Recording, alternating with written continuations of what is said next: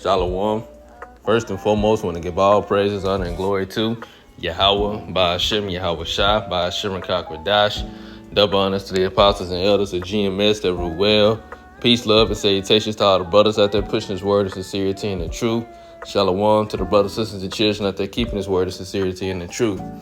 Okay, I wanted to go into this article. As you know, brothers been doing videos, all day about it.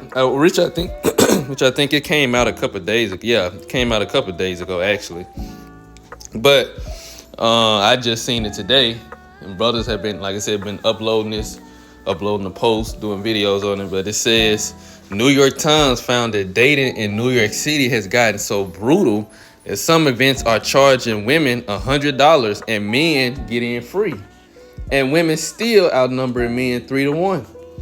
Letting you know just how much the shift has really changed. And see, we've been, the men of the Lord, we've been prophesying, we've been saying that this was going to happen, that Isaiah 4:1 was going to take place. It was going to play out. And it's still, bro, it's going to get even more brutal. It's going to get even more brutal, because it still hasn't got to the severity of Isaiah 4:1, which you do have a lot of women starting to turn to the fact that, look, they need a man by any means necessary. They don't care, because these women really can't, they can't deal, they can't survive without men. And that's what they're realizing. They really, especially a lot of, so-called black women, but Eve in general, women in general, they're realizing that they've been bamboozled by Esau, Edom, the serpent, just like it happened in the garden, just like it was in the garden, which is why we call, our women Eve anyways.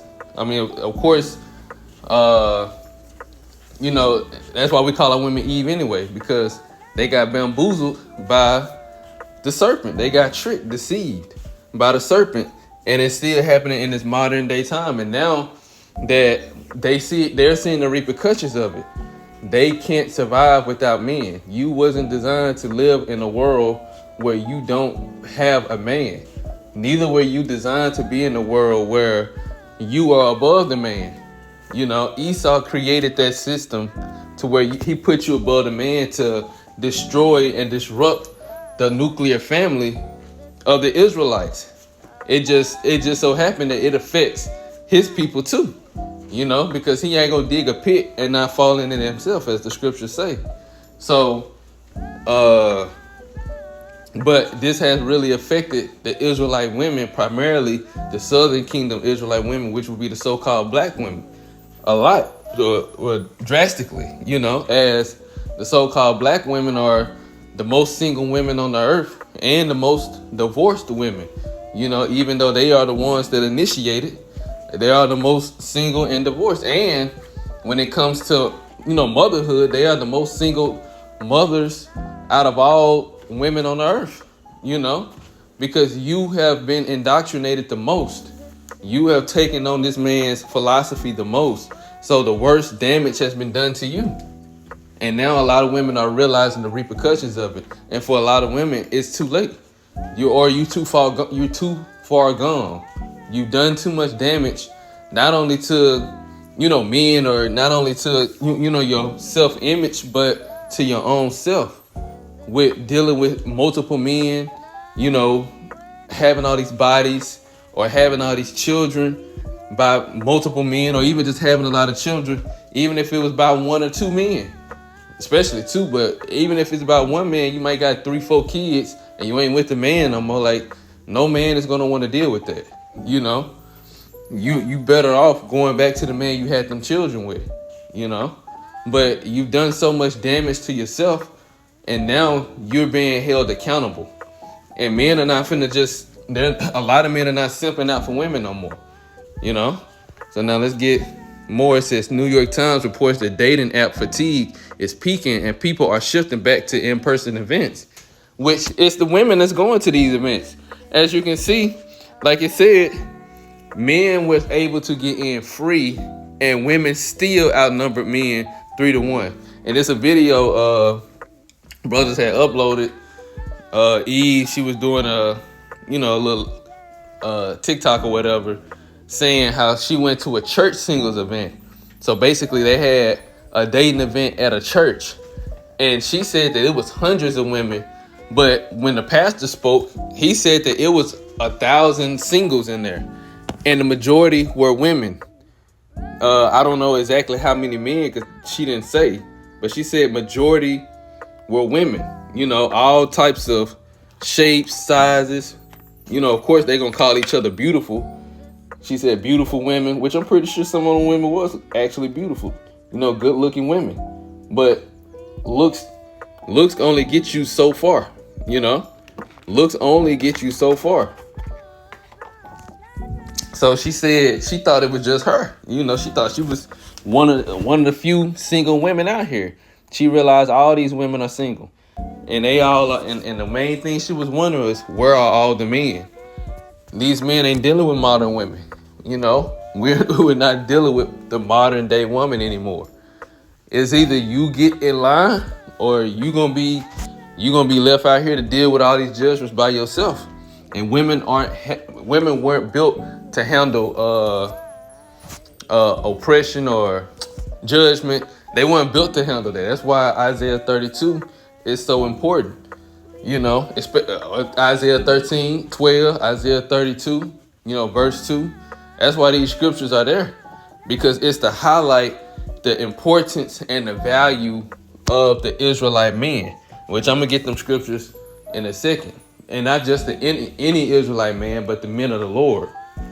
Now it says, one New York City wine mixer charged women $100 and men $0, which is for free. And even with that pricing, women outnumber men 3-1.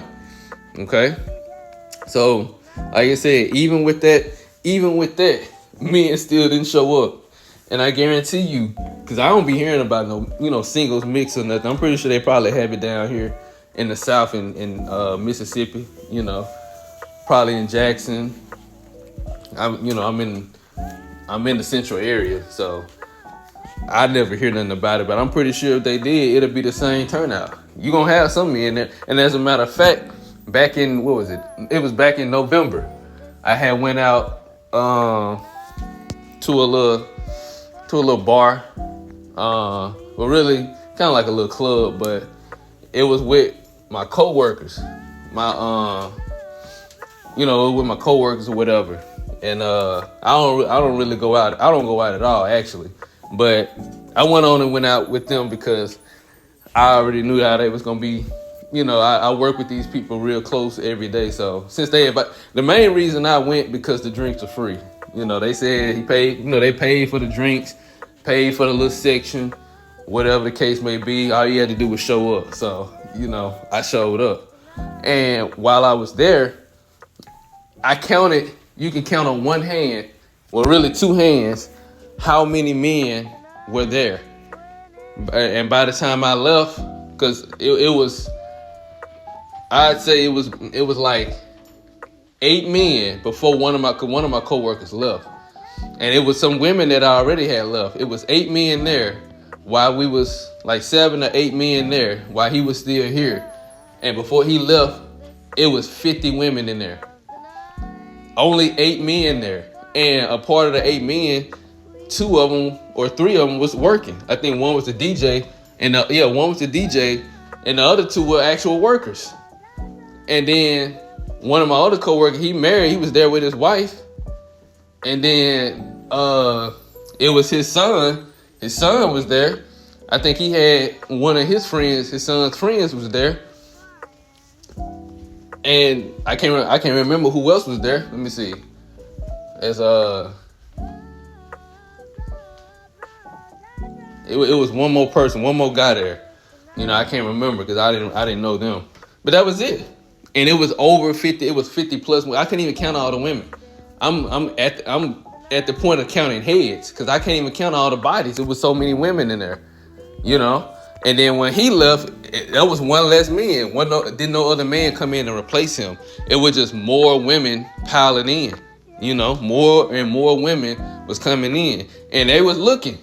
They were literally looking at us at the section, but they was looking at me too. because I was chilling, drinking, chilling, what I'm saying? Kind of just vibing. I wasn't, trying to be seen, and then I was just chilling, and the women, they was noticing. I wasn't even trying to be noticed, and they were just noticing the whole time. So, even after I left, they was looking to see if I was going to speak to any of them. But if I wasn't in that section, I would have got approached. I already know because they was looking. And even like the girl that came out to take our orders, even she was flirting, I had never seen her before. The first thing she was like was, what did she say? She said, you look familiar. Your face looks familiar. I know for sure I ain't never seen her before. And I know for sure she ain't never seen me because I'm not even on social media. So, you got me mistaken for somebody else. But really, she was flirting the whole time. She flirted with me, And I was giving the play. She looked good. But for the most part, all these women, they was looking for a man. They wanted somebody to talk to them. All these women sitting in there by themselves with each other, but with no man. So when they talk about these mixers and these singles events, I know from experience, just going out that one time in November, because like I said, I don't go out. I don't really go out. I go, if I want to drink, I'm going to go buy the bottle myself and bring it back to the crib, and I'm going to sip on it myself. Or if I want some mixed drinks, I want to learn how to mix something, I'm going to eventually, I'm going to try to do it myself. I don't really want to go out and pay that much unless, I'm going out with brothers or something. But typically, I don't want to go out and buy drinks at a bar when I can go buy the bottle myself or whatever the case may be. When I went out that one time, like I said, the drinks were free. I seen for my own self and experienced it myself how these women really are. And it really is like that. We were literally outnumbered. I could have took home 30 women if I wanted to, and it still would have been plenty left for the other men if they wanted multiple women. Easily. Like I said, it was 50 plus women. The reason I say 50 plus because I stopped counting after that. You couldn't count them. And then it was more outside, and they kept pulling up. They kept pulling up. You couldn't count all of them. Could not count all of them. It wasn't even that many dudes outside, all outnumbered. And I'm pretty sure a lot of them dudes that did show up, they came, they some of the regulars, or they might, bounce from different clubs or different bars. So some of the women probably are already familiar with their faces. But seeing a new face and somebody that they ain't never seen before, and I'm, an attractive young man, well built, I'm in shape. They were looking. They were definitely looking. Like I said, my coworker was telling me after I left that they was looking at me when I was leaving. But I was already, good. I knew I needed to get home because free drinks, I was drinking.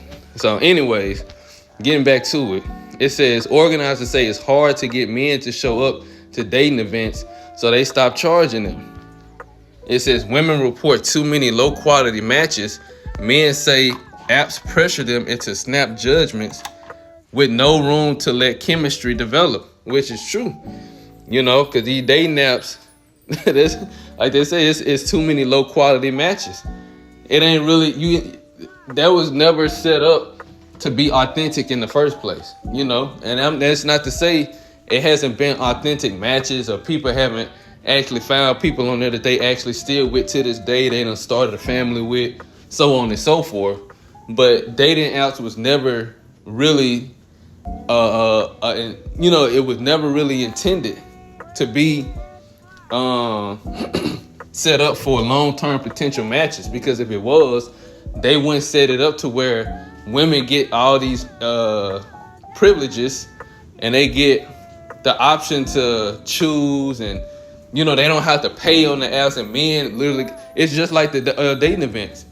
Because if that was the case, dating events wouldn't have said it, how it was at first. Men have to pay to get in, women get in free. That's exactly how the dating apps were. or still is to this day. Men got to pay, women get to use it for free, or they get more features, or they get more access than men do, But men, the male experience on a dating app is different from the female experience. Same with the dating events or going to the club. The male experience was often different. Starting at the door, you got to pay, just like with the dating apps. You got to pay before you can use any of the features. You might get 3 swipes a day, and then after that, you got to wait, 24 hours or something like that before you can swipe. But a woman, she can get unlimited swipes. Their inboxes is full, but for a man, I think his inboxes is blurred out if you don't pay. Like, you can't even see. And then you'll pay for your subscription and realize that it's a bot that texts you, You didn't even get a real woman. So women report too many low quality matches. That's all that's on there. You're not gonna find no authentic or no real man on there, especially not no man of the Lord that's trying to take you seriously. You're not finna find that. If you on a dating app, you ain't finna find no good man on there. Not in today's age. Men say app pressures them into snap judgments with no room to let chemistry develop. It says one attendee put it best. I have 400 Hinge matches, but zero energy to perform. In person, my personality does the work. And this is a woman. 400 Hinge matches, but zero energy to perform. Men don't get that. Men don't get that type of attention, not in this modern day world. Now it's changing. It's changing now, But at the time, since all this stuff been in motion, men wasn't getting that type of attention because all the focal point been on the women. Women thought that they were the prize and thought that they should be chased and should be valued and held to this high degree. So what these developers, app developers and everything, they capitalized off of that. They monetized it so that they can make profit off of it. And men were willing to go the distance. But now all of that is changing, which is why we having these conversations in the first place. It says in-person events, even chaotic, expensive, uneven ones, are creating real moments. At the wine mixer, two strangers wrote each other's names on crushed lips and were called up in front of the whole room to make out at the end of the night. This is what they gotta go. This is what they gotta do just to try to make that event successful and to get more people to show up. They're trying to figure out, how do we get more men to show up? And then they did that, so all the other women would feel jealous, because what do women, what they portray in weddings. I only been to one real wedding, and I've never seen this happen. Well, matter of fact, I did see it. I did, where the bride, she would throw the banquet of flowers. I don't know what you call it, but the banquet of flowers behind her head, and other women would try to fight for it, because it's supposed to symbolize that that's the one that'll get married next, and all the women trying to fight for it. That's what this is symbolic of. They called two people up to the front to make out in front of the whole room at the end of the night. So all the other women would be jealous, and they would want that same experience. They would want a man. It's so yeah, that's the end of that. But it says New York Times reports New York City dating has gotten so brutal that some single events are charging women $100 and men $0. And it's, like I said, and it's still being outnumbered. So let's get first let's get Isaiah 4:1. It is Isaiah chapter 4 verse 1. And in that day 7 women shall take hold of one man, saying, we will eat our own bread and wear our own apparel. Only let us be called by thy name to take away our reproach. See? And in the AMP it says, and in that day 7 women will take hold of one man, saying, we will eat our own food and wear and provide our own clothes. Only let us be called by your name. Take away our shame of being unmarried. That's what a lot of these women are feeling now. They don't want to be single. It's a shame for them to be single. And another experience that I experienced this week, matter of fact, yesterday, at the job, it's this one chick that She worked with me. She worked on the other side of where I work at now, on the other side of the plant.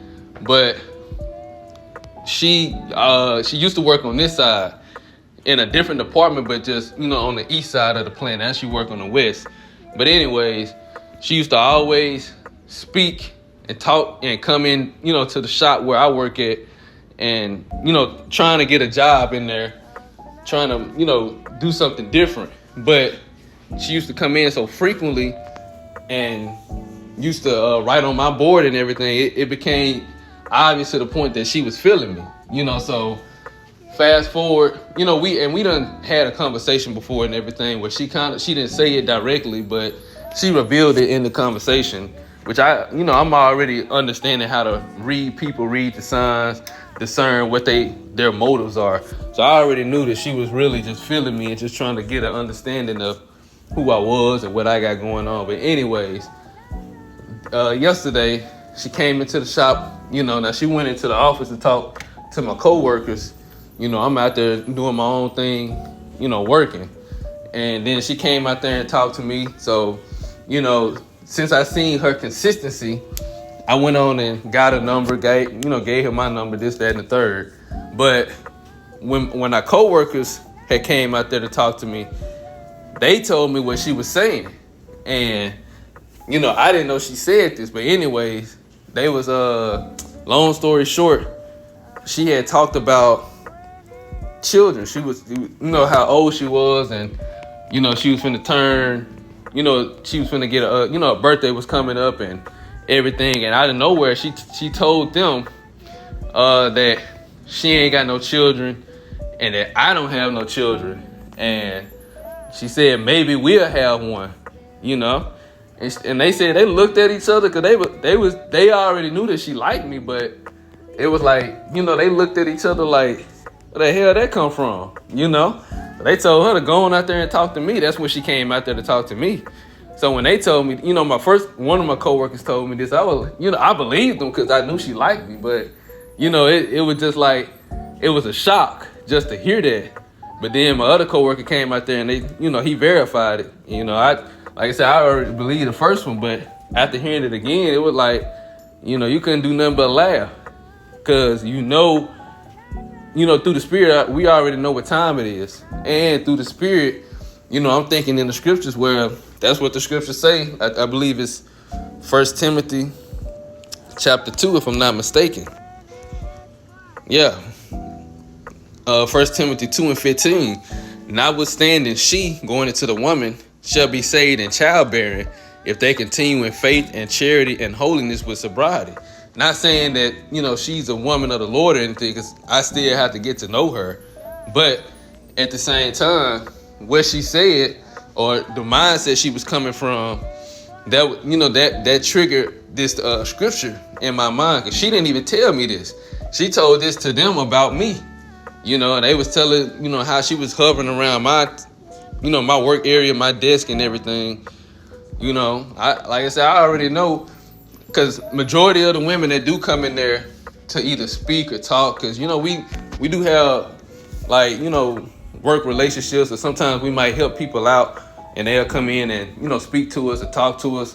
But all the women that generally come in there, they always hover around my area, and since I've been working, and my coworkers been telling me how the women, they've been watching me, they be feeling me, this, that, and the third. Sometimes I don't see it, but I be knowing it.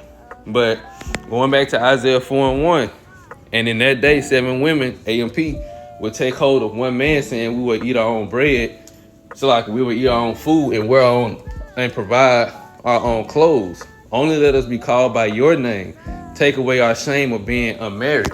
So a lot of women are going into the mindset of, look, I need a man, I take care of myself. I do the things that I need to do, but I need a man. They're tired of being alone. They can't handle being alone. And in the times to come, as things get more serious and life-threatening. Salakia, a video cut off because of space. Reading it again, Isaiah 4 and 1 in the AMP. And in that day, 7 women will take hold of one man, saying we will eat our own food and and provide our own clothes. Only let us be called by your name, take away our shame of being unmarried. So like I was saying, as things get more serious and life-threatening, these women are going to realize that they need a man, but the only man that's going to be able to, they're going to be covered under, is a man of Yahweh Ba'ashem Yahushua, man of the Lord. It's Isaiah 32 and 2. Well, 1 and 2. AMP, behold, a king will reign in righteousness, which is Yahweh Shai, and princes will rule with justice, which is the 144,000. Each one of them will be like a hiding place from the wind, which is all of these are going into judgment, and how the men of the Lord will be a covering for the women and those that's under them, women and children, because brothers got families too, but how the men of the Lord will be a covering for them, because Yahweh Shai is the covering for the men. Yahweh Shai is going to be a covering for the men. So by extension, those that's in his household, that's under him, is going to be covered too. As long, because like the scripture says, 1 Timothy 2, as long as she continues with, faith, sobriety, being basically you being the type of woman that, you being, let me get it real quick. 2 Timothy chapter 2, verse 15 again, notwithstanding she shall be saved in childbearing if they continue in faith and charity and holiness with sobriety. So this is the type of women that will be saved, that continue in faith, charity, holiness with sobriety. You trusting in this man, you doing what he tell you to do, you following his order, no matter what you think or how you feel, whatever he say goes, you trust him 100%. And like I said, with charity, love, you understanding that, look, this is your husband, and you gonna treat him as such, with such respect and holiness with sobriety. So self-control, discretion, you doing exactly what this man, you're being the type of woman you're being the type of woman that man needs. So Isaiah 32 and 2 again, each one of them will be like a hiding place from the wind and a shelter from the storm, like streams of water in a dry land, like the shade of a huge rock in a parched and weary land to those who turn to them. So this is how the men of the Lord are going to be for women, and especially the women of the Lord, because even with Isaiah 4:1, there will be a lot of women that get rejected. They still have remnants of the world on them, or they don't possess the qualities that's capable of keeping a man. This is Isaiah 13 and 12. I will make a man, which is an Israelite man of the elect. I will make a man more precious than fine gold, even a man than a golden wedge of Ophir. So you got a lot of women starting to see that they need men. They want a man, they need a man. But then the Lord is going to take it even further than that. They're going to realize they need an Israelite man, because these heathen women they going to see it too. They're going to realize they men can't do nothing for them. The Edomite women, they already see it now. They see that the Edomite men are at the bottom. They really see that their men don't have it, and they want the Israelite men. But it's gonna get taken to even further than that, and they gonna realize that the only men that they, I'm talking about Israelite women now. They gonna realize that the only men that they need to be saved is a man of the elect. That's the only man that they gonna need to be saved. But again, even these heathen women, they gonna want Israelite men. And they gonna want Israelite men of the elect too. Because even though they're not going to be saved, they gonna want to be under your covering. They gonna want to be attached unto you. I even heard a brother say you might be in a situation where, you might be around heathen women, Edomite women, or we'll just use Edomite women. You might be around Edomite women, and you take up about 3 of them to be your concubines on this side, as of now. And then the kingdom, because they ain't gonna be saved, but in the kingdom of heaven, you get them back, and they be your concubines. But it might be a situation like that. You dealing with Israelite women and heathen women, and all of them in order, all of them in line, but that's the case. That's the times we're living in. Like I said, it's gonna get even more brutal. Like the article said, it said it's brutal now. It's gonna get even more brutal. And I wanted to get one more article. I had seen this the other day as well. Now, this is the flip side. This the flip side of women who refuse help, which I'm not gonna go all the way into the article because of trying to stay on point and stay on the topic. But it says homeless mom whose kids died in parking garage didn't seek help from school or state. DPD report. So it's going, which I thought I can actually go into it. Last time I pulled it up, I was actually able to go into it, but I guess now they want me to pay. But basically, and it was an Israelite woman. It was Eve, homeless. She was living in a parking garage. I forgot of what type of casino, a Detroit casino parking garage during a winter storm. And two of her children, like I said, two siblings who died last year of carbon monoxide poisoning in a Detroit casino parking garage during a cold winter night, were not dressed for the winter, and the mother hadn't sought social service help from her children's school district or the state, found a recently reported the Detroit Police Department report on the deaths. So this is like the flip side of women, refusing help, and not seeking, because the whole duty of a woman, the reason why you were created was to serve a man. If you serve a man, you do your part as a woman, a man is going to naturally want to take care of you. He's not going to let you go.